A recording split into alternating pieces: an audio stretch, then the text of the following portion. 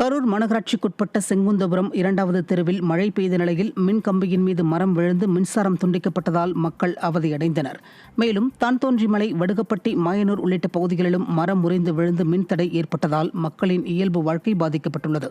விளம்பர மாடல் ஆட்சியில் மின் கம்பங்களுக்கு இடையூறாக உள்ள மரங்கள் அகற்றப்படாததன் காரணமாக இந்த அவலநிலை ஏற்பட்டுள்ளதாக மக்கள் குற்றம் சாட்டியுள்ளனர்.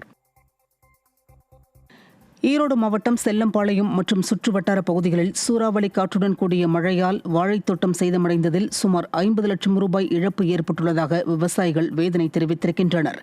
இதேபோன்று சேலம் மாவட்டம் வீரப்பம்பாளையம் புதூர் மற்றும் அக்கராயன்காடு பகுதியில் வீசிய சூறைக்காற்றில் சிக்கி ஏராளமான வாழை மரங்கள் சேதமடைந்தன.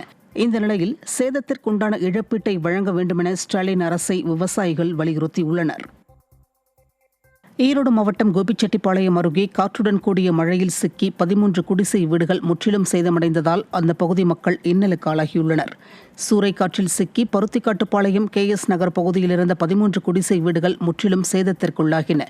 இதன் காரணமாக பாதிக்கப்பட்ட மக்கள் சாலையோரம் தங்கும் நிலைக்கு தள்ளப்பட்டுள்ளனர்.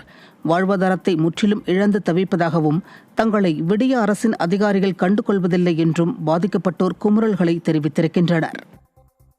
ஈரோடு மாவட்டம் நம்பியூர் மற்றும் அதன் சுற்றுவட்டார பகுதிகளில் வீசிய காற்றில் சிக்கி பல்லாயிரக்கணக்கான வாழை மரங்கள் சேதமடைந்துள்ளன.